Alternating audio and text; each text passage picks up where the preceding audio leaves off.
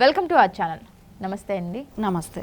ఇవాళ ఎన్టీఆర్ గారి 101వ జయంతి. సో ఈ సందర్భంగా మీరు ఆయన గురించి మీ మాటల్లో. అంటే ఈరోజు ఎన్టీఆర్ గారికి 101వ జయంతి జరపటమే కానివ్వండి, ఆ పార్టీ పెట్టి కూడా తెలుగుదేశం పార్టీ పెట్టి కూడా 42 సంవత్సరాలు కంప్లీట్ చేసుకోవటమే కానివ్వండి, ఇవన్నీ చూస్తే చాలా సంతోషకరమైన విషయంగానే ఉంది. కాకపోతే ఆయనకి ఇంకా భారతరత్న అనేది రాలేకపోవటం కూడా ఒక బాధగానే ఉంది. ఎందుకంటే మనం చూసాం ఇండస్ట్రీ, సినిమా ఇండస్ట్రీ అంటే ఆ టైంలో కూడా ఆయన చేసినన్ని పాత్రలే కానివ్వండి, ఆయన పోషించినన్ని డిఫరెంట్ క్యారెక్టర్స్, పౌరాణికమైన, జానపదమైన, రాముడైన ఆయనే, రావణుడైన ఆయనే, మనం కృష్ణుడు అంటే మెయిన్ కృష్ణుడు అంటే ఎన్టీఆర్ గారు. దానవీర సూరకర్ణ లాంటి సినిమాలు చూస్తే ఎన్ని గెటప్స్ ఆ సినిమాలో.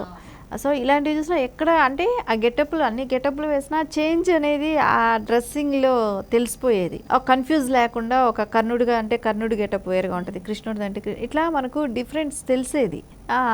ఆ రకంగా మనకు ఆయన అంటే గతంలో ఆ టైంలో జనరేషన్లో ఇప్పుడు ఉన్న పిల్లలు కూడా ఈరోజు పౌరాణికంగా ఈ అంటే కొన్ని స్టోరీస్ తెలియాలంటే అలాంటి సినిమాలు చూస్తేనే తెలుస్తుంది. అంటే పూర్వం రోజుల్లాగా బుక్స్ పెట్టుకొని చదవట్లేదు కాబట్టి ఆ సినిమాలు పెట్టించి చూపెట్టినా కూడా చూస్తున్నారు ఈ జనరేషన్ పిల్లలైనా కూడా. అంటే అంత క్లారిటీగా కానివ్వండి, దేవుడు అంటే అలాగే ఉంటాడా అనేటట్టు ఉండేవాళ్ళు కాబట్టి ఎన్టీఆర్ గారు ఖచ్చితంగా ఈ జనరేషన్ పిల్లలకు కూడా పెద్ద ఎన్టీఆర్ గారు అంటే చిన్న ఎన్టీఆర్ అనేది కొంతమంది తెలుస్తుంది కానీ పెద్ద ఎన్టీఆర్ గారు అనేది అంటున్నారు. అంటే ఇప్పుడు జనరేషన్ పిల్లలు అది ఆయన సినిమా రంగంలో నెంబర్ 1 స్థానం. ఎవ్వరూ ఆయన స్థాయిని కూడా టచ్ చేసే వాళ్ళు లేకుండా పోయారు. స్టిల్ ఈ రోజు వరకు కూడా నేను అనుకుంటే ఇంకా ఫ్యూచర్లో కూడా వస్తారో రారో, ఎందుకంటే అన్ని రకాల వేరియేషన్స్ యాక్టింగ్లో కానివ్వండి అలా చేసిన వాళ్ళు ప్రపంచవ్యాప్తంగా కూడా నేను ఉండరనే అనుకుంటున్నా. ఎవరు కూడా లేరు అలాంటి ఆర్టిస్ట్. అట్లా ఆయన ఒక సినిమా రంగంలో ఒక చరిత్ర సృష్టించడం జరిగింది. తర్వాత ఆయన రాజకీయానికి వచ్చినప్పుడు కూడా రాజకీయాల్లో కూడా ఒక చరిత్రే. పెట్టిన 8 నెలల్లోనే ఆయన అధికారంలోకి రావటమే కానివ్వండి, ఏదైతే ఆయన ప్రజల కోసం చేయాలి అని ఆయన అనుకున్నదన్నీ పక్కాగా అది ఆయన ఫుల్ఫిల్ చేశారు. కిలో 2 రూపాయల బియ్యమే కానివ్వండి, జనతా వస్త్రాలే కానివ్వండి, కూడు గుడ్డ నీడ అనేది మెయిన్ ఎజెండా. సో మనిషికి నీడ అనేది అవసరం, కూడు అనేది అవసరం, గుడ్డ అనేది అవసరం. సో ఈ 3 ఉన్న లైఫ్ ఫుల్ఫిల్ అయినట్టు అనుకోవటమే కానివ్వండి, ఆయన బట్ట కోసం జనతా వస్త్రాలే కానివ్వండి, పట్టిడి అన్నం తినాలంటే 2 రూపాయల కిలో బియ్యమే కానివ్వండి, పక్కా గృహాలు ఆ వసతి కూడా ఆయన కల్పించటమే కానివ్వండి, ఇవన్నీ చేశారు. ఒక టైంలో అన్నం అంటే కష్టంగా ఉండేది, భోజనం అనేది అందరూ తినేవాళ్ళు కాదంట. ఆ తర్వాత ఆయన 2 రూపాయలు కిలో బియ్యం ప్రవేశపెట్టిన తర్వాతే అందరికీ అన్నం అనేది దొరికిందనేది అంటారు. కూడా తెచ్చుకొని తినే అప్పట్లో నిరుపేదలు అన్నం తినటం అంటే చాలా రిచ్ గా బాగా డబ్బుండే వాళ్ళు అన్నం తినేవాళ్ళు అనేవాళ్ళు అంట అప్పట్లో. సో అందుకని ఆ 2 రూపాయల బియ్యం అని వస్తే అందరికీ దొరకటం అనేది జరిగింది అప్పట్లో. సో అందరూ అన్నం తినగలిగారు, పట్టెడి అన్నం తినగలిగారు అని అంటారు. అదేలాగా తెలంగాణలో పటేల్ పట్వారీ వ్యవస్థ అనేది ఉండేది. సో బానిసత్వ బతుకులు ఉండేది తెలంగాణలో. అలాంటిది రూపుమాపటం జరిగింది. మండలిక వ్యవస్థను తీసుకురావటం అంటే పట్వేలు వ్యవస్థను అంతా కూడా రద్దు చేయటం జరిగింది. దానిలో ఇక్కడ బానిసత్వం అనేది పోయింది తెలంగాణలో. సో ఎక్కువ తెలంగాణకి బెనిఫిట్ అంటే మెయిన్ అదే జరిగింది.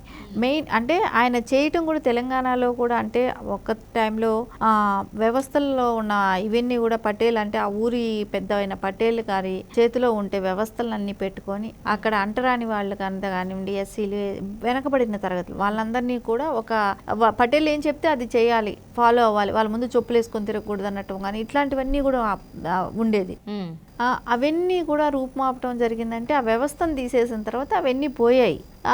అదేలాగా రాజకీయాల్లో తీసుకొచ్చినది ఆ టైంలో యువత రాజకీయాల్లోకి రావాలి అనుకున్నప్పుడు వాళ్ళకి వెనకబడిన వాళ్ళకంటే బీసీలు, ఎస్సీలు, ఎస్టీలు, మైనారిటీలు వీళ్ళకందరికీ కూడా అవకాశాలు ఉండేది కాదు. వాళ్ళందరికీ అవకాశం కల్పించాలనే దానికి ఆయన ఏం చేశారంటే యువతని అంటే ఆ రోజుల్లో అంటే విలేజ్ స్థాయిలో ఉన్న యువతను కూడా ప్రోత్సహించడం జరిగింది. వాళ్ళందరికీ కూడా ఆయన ఖచ్చితంగా రాజకీయ అవకాశాలు ఇవ్వటం జరిగింది. వాళ్ళందరినీ ఎమ్మెల్యేలు, ఎంపీలు చేయటమే కానివ్వండి, వాళ్ళకి తగ్గ స్థానాలన్నీ గుర్తించడమే కానివ్వండి, అవన్నీ జరిగాయి. ఆ రోజుల్లో ఆయన అంటే రాజకీయం గురించి అందరూ డిస్కషన్ చేసుకోకపోయేవాళ్ళు, ఎందుకంటే చాలా తక్కువ మంది దాని గురించి తెలిసి ఉండేవాళ్ళు అప్పట్లో. కానీ ఈ ఎన్టీఆర్ గారు వచ్చిన తర్వాత అంటే అందరికీ మహిళల దగ్గర నుంచి కూడా అందరూ రాజకీయాల గురించి డిస్కస్ చేయడమే కానివ్వండి, ఎందుకంటే ఒక ఫేమస్ పర్సన్ ఎన్టీఆర్ గారు. ఆయన సినిమా వదిలి రాజకీయానికి వచ్చారని అన్నప్పుడు అందరికీ కూడా అదొక చర్చలాగా అయిపోయింది. అయిపోయింది. రాజకీయాల మీద అందరికీ ఇంట్రెస్ట్ రావటమే కానివ్వండి, అట్లా ఆ యువత అంతా కూడా ఆ రోజు మహిళలకే కానివ్వండి, యువతకే కానివ్వండి అవకాశాలు కల్పించడం, వాళ్ళు ఎమ్మెల్యేలు మినిస్టర్లు అవ్వటమే కానివ్వండి, కొత్తగా వచ్చిన వాళ్ళందరూ కూడా ఎంపీలు అవ్వటం, ఇవన్నీ కూడా జరిగాయి. అలా జరిగిన తర్వాతే కూడా కానివ్వండి, ఈ రోజుకి కూడా స్టిల్ కొన్ని పార్టీల్లో అంటే తెలుగుదేశం ఫౌండేషన్ ఎంత స్ట్రాంగ్ అనే దానికి.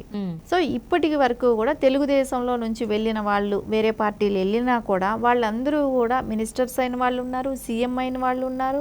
సో అది బేస్ అనేది తెలుగుదేశం ఫౌండింగ్ అనేది అంత స్ట్రాంగ్ అనేది ఎన్టీఆర్ గారు ఆ రోజే చేసి చూపించారు. ఇంకోటి మహిళలకి ఆస్తిలో సమాన హక్కు అనేది సో ఎవరు కూడా అప్పట్లో అంత ధైర్యం చేసి ఇచ్చే వాళ్ళే అయ్యి ఉండరేమో. సో ఎన్టీఆర్ గారు ఏమంటే మహిళలకి సమానంగా ఆస్తిలో హక్కు ఉండాలని ఆయన కుటుంబంలోనూ ఫాలో చేశారు. అంటే ఆయన పిల్లలకి సమానంగా ఆస్తిలో హక్కు ఇవ్వటమే కానివ్వండి, మహిళలు కలిపి అదేలాగా వ్యవస్థలో కూడా అలాగే ఉండాలనే దానికి ఆయన చట్టం తీసుకురావటమే కానివ్వండి, అది ఆయన తెచ్చిన 30 సంవత్సరాల తర్వాత సుప్రీంకోర్టు దాన్ని ఆమోదించడం జరిగింది. అంటే ఆల్రెడీ మన తెలుగు రాష్ట్రాల్లో అది ఉండిపోయింది. అంటే ఎంత ముందు చూపు, మహిళలకి అంతటి ఉన్నత స్థానం కల్పించాలి అనే ఆలోచన ఆయనలో ఎప్పటి నుంచో ఉంది కూడా.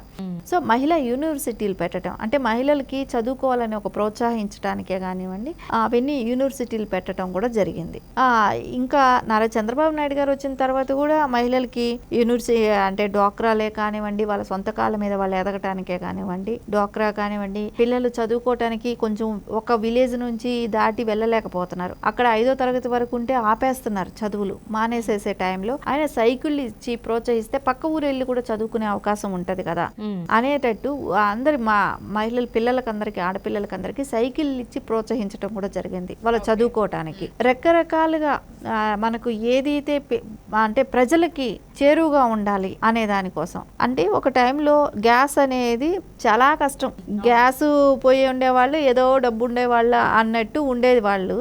అలాంటిది గ్యాస్ పొయ్యి అనేది ప్రతి మహిళకి కూడా అందుబాటులోకి తీసుకొచ్చారు నారా చంద్రబాబు నాయుడు గారు వచ్చాక. సో ఇలాంటివన్నీ చూస్తే మహిళ అది కూడా కాకుండా ఒక్క టైంలో తెలుగుదేశం వచ్చిన తర్వాత అవన్నీ తగ్గిపోయి ఆడపిల్లలను చదివించడానికి పక్క ఊర్లో వెళ్ళి పంపించడానికి కూడా భయపడేవాళ్ళు. అంటే కొన్ని ఫ్యాక్షన్ గొడవలే కానివ్వండి, ఇంకొక చోట ఆడపిల్లలకి సెక్యూర్గా ఉండదు, బయట వెళ్ళి చదువుకొని మళ్ళీ ఇంటికి వచ్చే వరకు సెక్యూర్గా ఫీల్ అవ్వలేరు, ఆ ఫీలింగ్ కూడా లేదు, అది లేదు ఆ టైంలో. అలాంటి వాళ్ళకందరికీ కూడా తెలుగుదేశం వచ్చిన తర్వాతే కానివ్వండి వాళ్ళకి ఒక భరోసా వచ్చింది. ఎక్కడికెక్కడ ఆడపిల్లల్ని ఏడిపించినా కానివ్వండి వాళ్ళకి వెంటనే యాక్షన్ తీసుకోవటమే కానీ ఇలాంటివి జరగటం మూలాన ఆడపిల్లలు పక్క ఊర్లు వెళ్ళి బస్సులో కానివ్వండి అలా జర్నీ చేసి వెళ్ళి చదువుకొని రావటం కూడా ఎక్కువ మంది విద్యావంతులు మహిళలందరూ అయ్యారనంటే ఈ తెలుగుదేశం వచ్చిన తర్వాతే అలాంటివన్నీ కూడా రూపుమాపటం జరిగింది. ఒక రౌడీజం లేకుండా, ఫ్యాక్షన్ గొడవలు లేకుండా ఇలాంటివన్నీ కూడా జరిగింది ఎన్టీఆర్ గారి టైం నుంచి. స్టిల్ ఇప్పటి వరకు కూడా తెలుగుదేశం పీరియడ్ ఉన్న ఇప్పటి వరకు నారా చంద్రబాబు నాయుడు గారి హయాంలో అయినా అదే జరుగుతుంది. అంటే మొత్తానికి తెలుగుదేశం పార్టీ అనేది మహిళలకి పెద్దపీట వేసిందని చెప్పాలి. అది తీసుకుంటే ఇప్పుడు మనకు సూపర్ 6 లో కూడా మహిళలకి ఎన్ని రకాల బెనిఫిట్స్ వచ్చాయి. సో వాళ్ళు ఎక్కడైనా పక్కా ఊరు వెళ్ళి చదువుకోవాలంటే బస్సులు ఫ్రీ ఉన్నాయి. సో వాళ్ళు వెళ్ళి ఉద్యోగాలు చేసుకోవాలన్నా మహిళలు వెళ్ళి పక్కాగా వాళ్ళకి బస్ ఫ్రీ ఉంది. సో టెంపుల్స్కి వెళ్ళాలన్నా ప్రతి దానికి, బ్యాంక్ పనులకి ఏదైనా వెళ్ళాలన్నా డ్వాక్రా మహిళలకే కానీ అందరికీ అందుబాటులోకి వస్తుంది ఫ్రీ బస్ అనేది. అంటే ఎవరికి దగ్గర కూడా వాళ్ళు చేయి చాపి డబ్బులు తీసుకోకుండా వాళ్ళ పనులు వాళ్ళు చక్కబెట్టుకునేటట్టు ఒక అవకాశం అనేది ఉంటుంది. ఇట్లా మళ్ళా మనం చూస్తే ఇప్పుడు ఈ మధ్య మళ్ళా పెట్టారు కదా సూపర్ 6 లోనే 1500 అనేది ప్రతి మహిళకి ఇస్తామనటం. సో దాని మూలన 18 సంవత్సరాలు దాటిన దగ్గర నుంచి ఉందంటే ఒక మహిళ తీసుకెళ్ళి అంటే ఒక 18 సంవత్సరాల అమ్మాయి అంటే కాలేజీకి వెళ్ళే అమ్మాయి. సో ఖచ్చితంగా అమ్మాయి కంటే ఓ పాకెట్ మనీ అవసరం. బస్సు ఫ్రీ ఉంది, ఏదో ఒకటి బుక్ కొనుక్కోవాలా, పెన్సిల్ కొనుక్కోవాలి, ఏదైనా ఉంటే తల్లిదండ్రుల మీద కూడా డిపెండ్ అయ్యే పని లేకుండా ఆ అమ్మాయి కంటే ఓ పాకెట్ మనీ లాగా రావటమే కానివ్వండి, ఏది తీసుకున్నా మహిళలని ఎక్కడా కూడా తక్కువ చేయకుండా వాళ్ళ కాళ్ళ మీద వాళ్ళు నిలబడేటట్టే కానివ్వండి వాళ్ళకి అవకాశాలు కల్పించింది ఎన్టీఆర్ గారి దగ్గర నుంచి ఇప్పుడు స్టిల్ చంద్రబాబు నాయుడు గారి వరకు కూడా అందరూ కూడా ఎన్టీఆర్ మహిళలకి పెద్దపీట వేయటం జరిగింది. అదేలాగా బడుగు బలహీన వర్గాలకి అంటే బీసీలకి వాళ్ళకి ఏ రకంగా అయినా మనం ప్రోత్సహించాలి అన్నప్పుడు సో బీసీలని రాజకీయ అవకాశాలు కల్పించింది కానివ్వండి, మినిస్టర్స్ చేయటమే కానివ్వండి, వాళ్ళకి రావాల్సిన బెనిఫిట్స్ కూడా వాళ్ళని అర్హుల్ని చేయటమే కానివ్వండి, ఇవన్నీ కూడా ఎన్టీఆర్ గారి టైం నుంచే స్టార్ట్ అయినాయి. సో ఎప్పుడు కూడా బీసీలే కానివ్వండి, మైనారిటీ కానివ్వండి, బడుగు బలహీన వర్గాలు అందరూ కూడా తెలుగుదేశంకి అండదండగా ఉంటాం. దారితనం ఉండేది. సో అవన్నీ కూడా రూపుమాపటం జరిగింది. విలేజ్ల్లో కానివ్వండి, అంటే ఇక్కడ చదువుకున్న వాడికి అవకాశమే కానివ్వండి, ఇలా ప్రతిదానికి కూడా వాళ్ళకున్న సోర్సెస్ని బట్టి వాళ్ళకి అవకాశాలు కల్పించడం అన్నీ కూడా జరిగింది ఎన్టీఆర్ గారి హయాంలో. ఎన్టీఆర్ గారు పెట్టిన పార్టీలో అంటే ఇప్పటి వరకు మాలాంటి వాళ్ళందరం కూడా పనిచేయడం అనేది ఒక గొప్ప అవకాశంగా భావిస్తున్నాం. ఖచ్చితంగా ఈ అవకాశం అందరికీ కూడా ఉంటే బాగుంటుంది. ఇప్పుడు కూడా ఉన్న యువత కూడా ఇలాంటి అవకాశాలు తీసుకుంటే బాగుంటుంది అనేది అనిపిస్తుంది.